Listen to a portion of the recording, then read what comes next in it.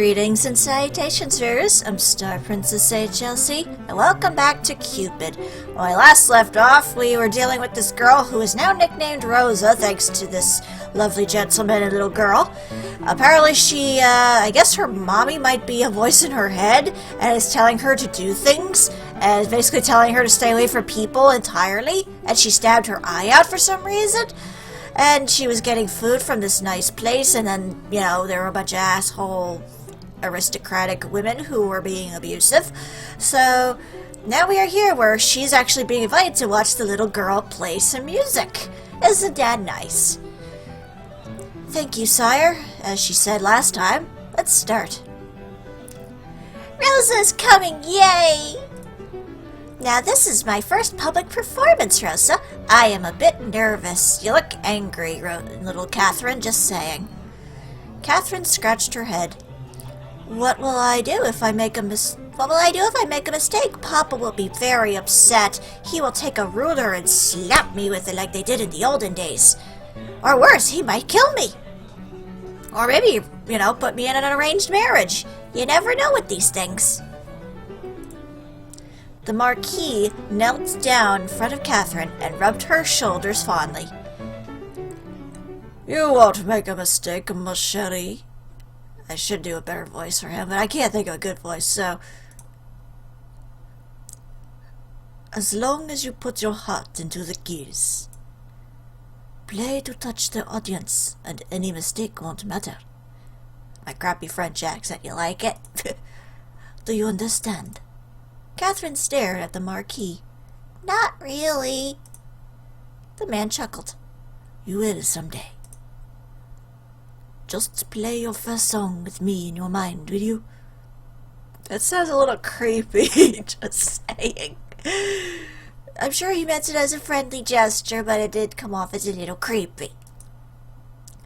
Something that you think will make me smile. Guillaume held Catherine's clear young eyes in his gaze. He kissed her hand. It was covered with sticky sugar and breadcrumbs, so she was very, very sweet. Catherine blushed. It was the first time she looked embarrassed by anything. It would be my pleasure, sir. That is still slightly creepy. It's not like they're in an arranged marriage or something, because that's a thing. Even if she is way younger than him, but then again, back then, you were lucky if anybody lived to 20. If you were 40, you had one foot in the grave. Catherine trudged up the one podium and walked towards the middle of the stage. The crowd's chatter died down. What are we clapping for? She curtsied in front of her audience, waved to her father, and stole a glance at Guillaume. The man gave her a tiny nod. That'll do, Catherine, that'll do. She sat down in front of the piano, admiring the cream and ebony keys underneath her fingers. Her own piano was broken and beaten. Father had sold his horse for it. Oh. The horse wasn't sold to the glue factory, was it? Then I'd get terrible Animal Farm vibes. The A3 key never played, and the strings would creak when it was cold. But it had never failed her. She knew the keys like they were her own fingers.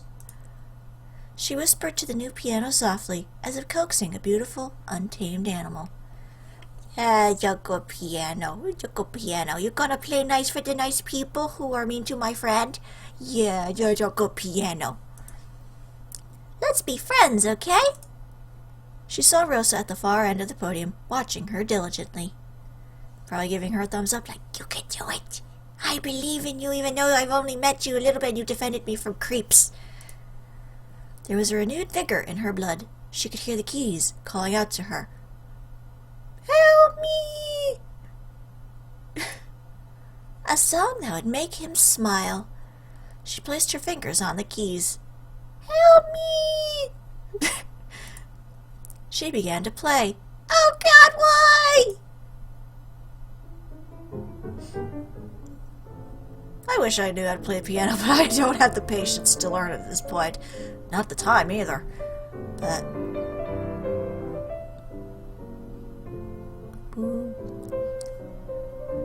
I mean, obviously it's a visual novel, you're not going to expect everything to be animated, but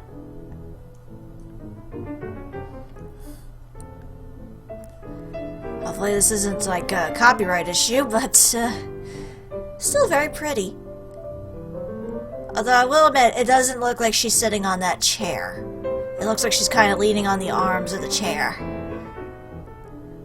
Granted, she's a small little girl, she kind of needs a stool to prop her up a little bit, but yeah. Very pretty. Very pretty indeed. I mean, even with the pretty lights and such around the stage there, how did they pull that off in, you know, ye olde France? Just saying. I know, I'm ruining this very sweet and tender moment, right? Granted, we're just listening to the music while watching a still picture, but still, pretty cool. And especially since she's a little girl, you would not expect her to be this talented so quickly. By the way, how long is this song going to be? Just curious. I don't want to cut anything, just because I want to respect the artist.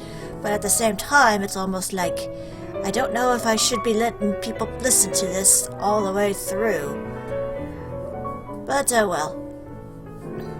Anyway, how's everybody's day been? I hope yours has been doing good. Obviously, I think if you saw my vlog the other day, it's been a little hectic on my end. I may end up having to replace my phone, but I'm not sure. And yeah, the YouTube thing is still very glitchy, so just as a warning for anyone who's, you know, in that scenario like I am.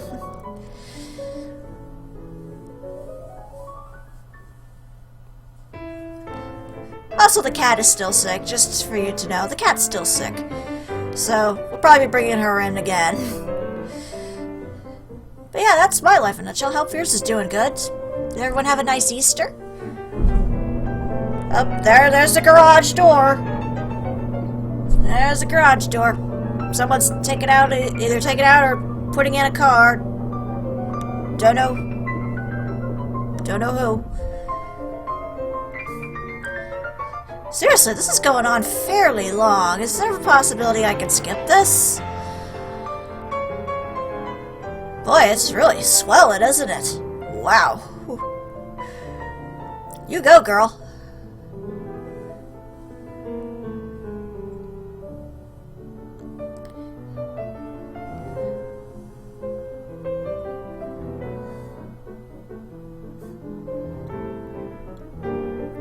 I kind of wish there was some lyrics to sing along with this, but I don't think there actually is.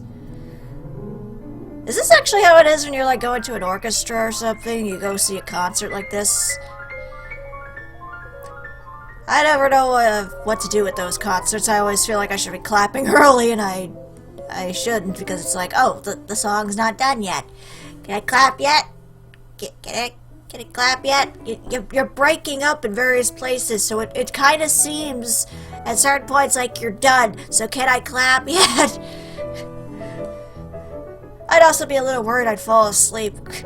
That's usually what happens if I can't sleep very well. I'll just put on like classical music, and that usually helps calm me down a little bit. It's especially good when I've like played a horror game or something during the night, and that way it helps me keep the nightmares at bay. I was doing that a lot when I was doing Corpse Party. Even though I already knew that game backwards and forwards, to an extent.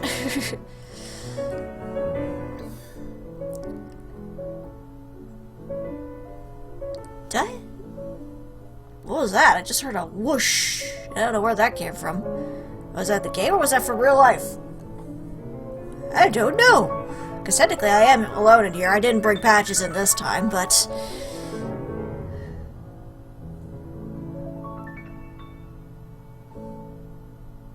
Are you done?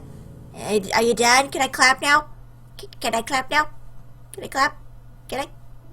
Nope, it's still going. See, this is the problem I have with this stuff. It's like, you seem like you're done, and then it's not done. Can I just click it off? Oh. Did I literally just have to click and pass this? Wow, I'm dumb. I thought it was just gonna roll into another thing, but nope. Oh well, you got to hear a bit of my rambling. At the ring of the first few notes, it became apparent to the audience that this girl was something special. Here was a little girl, barely tall enough to reach the pedals of the piano, playing as if she owned it. There were times she'd miss a note or two, but that didn't matter. She played the song to make someone smile, and it touched everyone present. Her musical skill was far beyond her years. Her fingers caressed the keys as if she was making a flower crown, carefully weaving the petals, and then tossing them into the air for flourish. But she knew the correct way to tie the leaves so they wouldn't tear like us all smart little girls did. I don't know, I never made a flower crown. If anything, I would just go to Michael's or something and buy one there. As the piano sang under her hands, Catherine seemed to disappear right in front of the audience's eyes. She was just a vision after all, somebody leading them down a dream of piano. A dream of a garden, the springtime, the shade of a tree on a windy day. See, I didn't get that. The couples in the audience tightened their grip on their hands of their partners. Aww. Some closed their eyes and let the music saturate the soul. Sweet memories of youth, of first love, the yawn of a newborn. Rosa's eye shone as she stared at Catherine. Her heart was captured by this image of her. A young girl swaying her head to the music, smiling as the notes poured out of her. She couldn't take her eye away from Catherine's glowing face. Yes, because again she stabbed her eye out in a church. With a cross. And they say that religion isn't blind. Was this happiness? Was this love? She looked like she was in love. And she was, wasn't she? In her innocence, she was still in love with life. In love with her family, with her pets, in love with every new discovery. Well, she's young and innocent and doesn't know the evils of the world yet. That's pretty much the end of it. She is ignorant. She was full of hope. It was a bittersweet feeling for Rosa. A happy teardrop rolled down her cheek. She wanted to warm herself in that hope if she could. In the audience, Guillaume and Catherine's father sat beside each other. Sieur Perede, your daughter is amazing. She is, isn't she? I mean, pardon my arrogance, my liege. I am a very proud father, you see. I'm also very old for some reason. I mean, I'm pushing 40, I've got one foot in the grave. No pardon necessary, sire. Has she found a sponsor yet? The Duke of Versailles once spoke to me about it, but we have not made any arrangements. Then I must steal her away as soon as possible. Sire? I'd like to be Catherine's primary sponsor, if that is all right with you. Why, sire! And to further cement my status, that piano she is playing right now, it is hers. I voted for her. Francois's eyes widened in astonishment. That is... Francois gulped. That is beyond generous, sire. Guillaume smiled. Well, I must make it hard for you to refuse me, you see. I took the opportunity of asking you outright. You see, the Duke might offer an extravagant piano plated in gold. In that case, I have no choice but to humbly concede. What? I am kidding. The Duke of Versailles is the worst miser you will ever meet. The men chuckled. Of course, I shall be paying for her musical tutoring as required, along with an ample stipend to accommodate you. And your family, of course. Ah, you don't have to look so surprised, Monsieur Perede. Your daughter is a star. There is an effervescence about her that it captures the soul. There's no doubt in my mind that she will succeed. Thank you deeply, my liege. Please, call me by my name, Monsieur. Let me remind you this generosity isn't without charge. Her tutoring will be done at my house. I want to monitor her progress. Apart from that, I'd very much like Catherine to visit me and play from time to time. Music is one of my true passions. Her presence would benefit my mood tenfold. Of course, sire. That is a small price to pay for all your offers. On the contrary, monsieur. You don't have to decide now. Kindly think about it. Thank you, my lord, Sir Guillerme. After the performance, Catherine and Rosa went to the Marquise garden to play. Francois and Guillaume lingered on their table, sorting out the details of Catherine's further education. I'm guessing that's the mother. She looks eerily like the daughter. Emile Peride wandered about the crowd, searching for a familiar face. She had arrived halfway through Catherine's performance, just in time to gush at her little sister's applause. Oh, that's her sister. Okay. The family resemblance really is uncanny. Unfortunately, she couldn't find her father in the crowd. When she finally caught sight of the back of his head, she approached him hastily. Father, there you are. I've been looking all over for you. Emile stopped as she saw the man her father was talking to. It was none other but the Marquis himself. She fixed her hair self-consciously and curtsied. My lord, pardon my intrusion, I didn't realize. Guillaume smiled at her kindly. You are free to intrude any time, my lady. Emile smiled back. Just as the rumor said, the Marquis was easy on the eyes. To whom do I owe the pleasure of your acquaintance? This is my eldest daughter, Emily. Or, I guess it's Emily. Emily, pardon me for not introducing her sooner. Charmed. Guillaume offered her a seat. Emily sat down across the man. Well, it seems talent and good looks run in the family. Francois rubbed his neck. Hey, that's my oldest, you perv. But then again, I might just let it slide and arrange a marriage between you two just to help my other daughter succeed in piano. Yes, and my daughters are my pride and joy. Thankfully, they both took after their mother. Surely not, Monsieur Paradis. The eyes of yours earnest and loving eyes. Emily snorted at such sappy words. Her father was clearly basking in the compliments. If this really was the famous Guillaume the rumors talked about, then he wasn't exactly much of a charmer, was he? She didn't know what all the fuss was about. The ladies in the house she worked for could not seem to stop talking about this man. Admittedly, there was something morbidly curious about the way he looked at her people. Like he was always distracted and could only say words that were expected of him. Isn't that of everybody? We all kind of, bite our tongues on certain things because you don't want to offend someone these days. I'm pleased to have finally met you, sire. I've heard a lot about you on my travels. All good things, I hope. Depends on the tabloid and the day of the week. Emily thought to herself and chuckled. You are a governess, I was told. Where do you work? With the Dimitri household, sire. Ah, yes, I heard you were marrying into the family soon. Oh, father, I told you not to tell anybody that. I didn't, but you know how people talk. Word travels fast. Pick a little, talk a little, pick a little, talk a little, cheap, cheap, cheap, cheap, cheap. Pardon the comment then, my lady. Please. Oh, so she is already in an arranged marriage, I guess. Or married, or engaged, or something along those lines. Cool.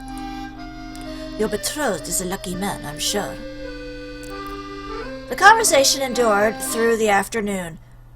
And then her fiancé showed up and it's like, hey, back off, buddy, it's my girl. Small talk, musical composers, their little town. Little town, it's a quiet village. Every day, like the one before. I better stop before I sing the whole freaking song. Catherine's musical background, Francois' students, Emily's work. Emily played with her napkin, offering droll opinions on the particularly droll topics. Isn't that conversation in general? All throughout the exchange, Emily observed the infamous Marquis de Gaulle. This was him? The audacious, shameless flirt of the royal court and tabloids? According to rumors, he was able to bed both the widowed Countess of Devonshire and her daughter at the same time. Woo! He's a player, I guess. Maybe. It could all just be rumors. Girls love to gossip. And even had a tumultuous relationship with the Prince of Garnet. Oh, so we're going into that side of thing too. He didn't limit himself to royalty, so the tabloids said. His latest fling was with an English poet, who they say almost killed him when he was caught with another man. Oh, so you're saying bisexuality was a lot more loose than... Interesting. Or woman. At this point, who knew what was real and what was a blatant lie made up by the newspapers? Yeah, seems that journalism is bad even then, as it is now. She had looked forward to meeting him. And here he was, finally, talking about sampling the new bakery's creme brulee. I've never had creme brulee. Is it any good? I know it's a pain in the butt to keep sitting up. We had a problem like that with our Kugelhof once. She couldn't say she was disappointed exactly, but the Marquis was a depressingly normal man. Maybe even boring, Emily ventured. She watched as his gaze flickered across her hair and her nose before lazily trailing away. Is he actually a womanizer? And a manizer? How infuriating. She wondered if he would suddenly say something coy, or insist to dance with her. Just something outrageous. Or, honestly, so she could shoot him down. This man who everyone was interested in. That would be a small victory for reasonable women everywhere. Oh, she's one of those girls. But the Marquis was nothing but polite. He did not ogle. He did not touch unnecessarily. No audacious gestures or suggestive winks of the eye. He would not even look at her for more than 2 seconds. He's biding his time! Maybe she was not pretty enough to flirt with? Emily bit her lip. She shouldn't be thinking that. But there were also times that he would quietly look into her eyes when the conversation lulled. When the words spoken were without meaning, their eyes would converse further. Oh! He's an angel! To Emily, he'd started to look lonely underneath the facade of caprice. He seemed tired of all the gallivanting, the rumors, and the numerous flings. We are all a little lonely, aren't we? Yes, especially in the age of technology, where it seems we spend more time on the computer than with our families. But I digress. Perhaps even he? He invited the family over to his chateau and commended on how empty the building felt sometimes. Music was his guilty pleasure. It got him through the cold nights, he said with a sad grin. How he wouldn't mind a warm soul to touch. And before she could stop herself, Emily had begun to imagine his lips on her neck. He's a wizard! He is a witch! Burn him at the stake! On one of those cold nights. Emily shook her head, trying to erase the thoughts in her mind. You are an engaged woman, young lady. Should your husband be getting upset with you because you had fantasies about someone else? That's as bad as girls attacking their guys and yelling at them because they had a dream of them cheating. Seriously, it was not real and it was in your head. They were having a perfectly mundane conversation. She didn't know where those thoughts came from. Fortunately, her father didn't seem to notice. Would he have noticed anyway? He probably would have just thought she was, like, a little hot or something. Music and loneliness struck a nerve with Francois Perrette. He had immersed himself in his music tutoring his students and Catherine ever since his wife had gotten sick. It had been 6 years, but sometimes the nights were cold. For Francois, the Marquis was speaking to his soul. You're not gonna sleep with the Marquis, are you? No offense, but, you're kinda old. He was a kindred spirit. He wasn't a pompous showboat like all the other royalty Catherine had played for. The Marquis even had a wine collection he wanted to show Francois. Such a down-to-earth, generous young man. Emily, your face is flushed. Are you all right? I'm fine. Just the sun, probably. This is not true, of course. The afternoon sun had already lost most of its heat. Thankfully, Catherine provided distraction. She ran towards their little huddle and flung her arms around her father's torso, chattering happily about gardens and butterflies. A young ragged girl followed behind her. Emily wasn't sure how old the girl was. Her dirty blonde hair hid the left side of her face. You could see faint traces of scars peeking through. A surge of motherly affection caught hold of her heart. Well, that's good. With all these other people, they were saying, like, oh, how disgusting. But if she sees it, it's like, oh, how sad. Hello there, young lady. The girl looked down at her toes, but she gave her a shy smile. I see you've made a crown of flowers. You look very pretty. Thank you, madam. Catherine gave it to me. Oh, I'm looking at the wrong... Catherine gave it to me. Whoops. My bad. I gotta be more careful about that. I guess I got lost in the music. It was too beautiful. Sister, this is Rosa. She's really nice. She knows the name of all the flowers in Sir Gilly's garden. Catherine, there you go again with your silly names. Sister, help me convince Papa to let Rosa stay with us. Catherine? Papa, please let her stay with us. She doesn't have anywhere to go. Well, she could still go to the church, but then she might stab her other eye out. No, Catherine, that is not very nice. Rosa here is a girl. She is not a kitten you could just pluck from the street and take home like you always do with stray animals. Goodness knows we have all the stray cats of France living in our house. And that's where the Aristocats came from. Yes, I know she's not a kitten. I know she's a girl. But shouldn't we take her home even more so? Francois sighed. Guillaume chuckled under his breath. He was clearly enjoying this exchange. Your daughter has some very unique views, Sir Perede. Well, Sir Gilly, what do you think? Huh? Guillaume's face lost his usual bystander look. Well, that is kind of an unusual thing. It's like, a little girl's asking me to bring another girl home. What do I do about this? You're a Marquis. I'm sure my father would follow your orders, right? Shouldn't we take Rosa home? Guillaume's brow furrowed at being put on the spot so suddenly, especially by a little girl. He stole a glance at Francois, who was silently pleading him with his eyes not to humor the child. He cleared his throat. Well, I'm sure it's up to your father since he owns the house. He would have to clothe and feed Rosa, you see. Yes, but I've got that all figured out. Ever since Sister moved to work, nobody minds the house anymore. And I have to wash the dishes every time. Ugh. Papa's so busy, and we always have enough food for the two of us. If Rosa stays, then I wouldn't be so lonely on my own. What about all those cats you've been rescuing? Just saying. Or do they all seriously just bugger off after a while and it's like, I rescued you, why aren't you loving me? She'll wear Sister's old clothes and will mind the house when both Sister and Father are away. She can wash the dishes sometimes, and I'll wash them sometimes. But mostly her, because I don't like washing dishes. The dishwasher hasn't been invented yet. Guillaume and Francois shared a look. Besides, if it were up to me, I'd have people take one girl home in their house and give her food. Girls don't even eat that much. Not sure about boys. It depends on what you got in the pantry, I think. Like if you have a huge supply of chocolate, chances are the girls are gonna go for that. And I'm just saying that as a girl. I mean, yeah, there are girls who don't like chocolate, but it's almost kind of universally loved by women. Just saying. She thought for a bit. But I'm sure it's not too much that people can't take them home, too. One time I ate one whole plate of potatoes and my stomach hurt. Depends on how the potatoes were cooked. Were they cooked at all? If Rosa was there, I wouldn't have eaten so much. Maybe. Guillaume couldn't help but laugh. Francois rubbed his neck in embarrassment. I'm so sorry, sire. She's very headstrong.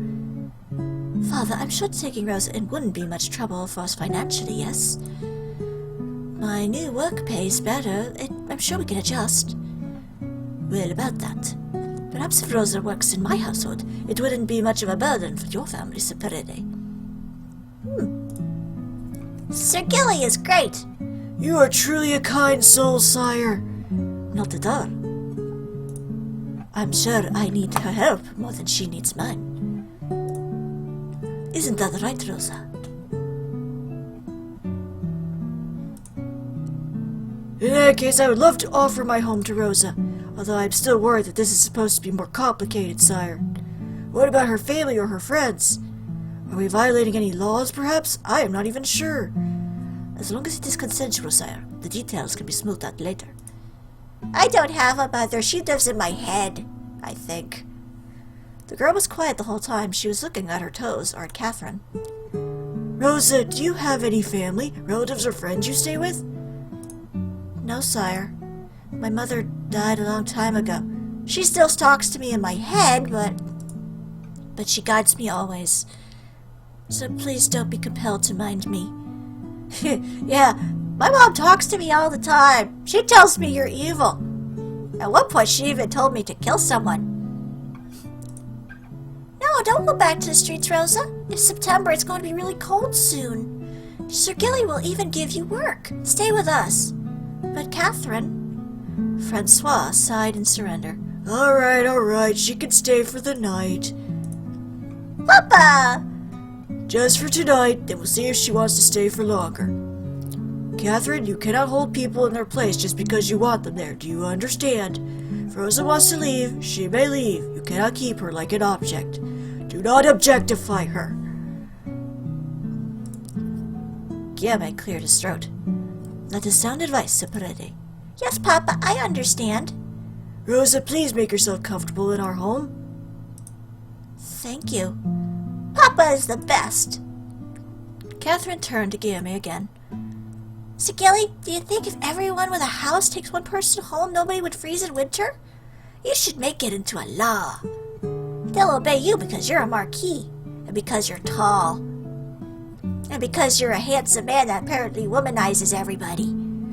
And manizes, if that's even a word. Oh, so people obey my orders because I'm tall. What a compliment. Yeah, okay. Well, you're taller than my papa, at least. He'll never be a marquis. Francois pulled on his daughter's ear with embarrassment. Shh! Don't tell anyone that. Catherine, mind your manners. I'm so sorry, sire. Guillaume shook his head, his eyes trailing over the Paredes family. Emile watched him curiously. The same sadness once again surfaced for the briefest moment. And again, I keep accidentally saying Emile instead of Emily. It's spelled weird, okay? I'm used to the Y! I'm used to the Y! You have a lovely family, sire. I am quite jealous. You make me want to settle down myself someday. He chuckled. Maybe. I am still young and handsome. Emily's heart skipped a beat. Did he just look at her when he said that? She couldn't be sure. Catherine is perfect the way she is. It is one of the reasons I am very invested in her. Oh hey, there's my screenshot from the thumbnail. Guillermo knelt down so that he was eye to eye with Catherine. He patted her head. You're a very intelligent, kind-hearted girl, Catherine. You are a star. Mon étoile. That is the closest you're gonna get to me actually saying anything French. Someday, I know you will change the world. At least I'd like to see you try. Oh, well, I guess we could finish up afterwards with this. Let's see what happens with Mother really quick, and then we'll finish up. Mother? Help me? My chest. I can't breathe. No. Catherine! Oh, we're already rolling into the second chapter. I don't know what the heck's going on. Okay, well, I think this is a good place to stop for now because we're already into the second chapter. I have no idea what's going to happen now. But the sound effects do not help. So we'll continue on and see what happens with Rosa, Catherine, and the others in the next episode. But for now, this is StarPrincessHLC saying thank you very much for watching, and have a fond farewell.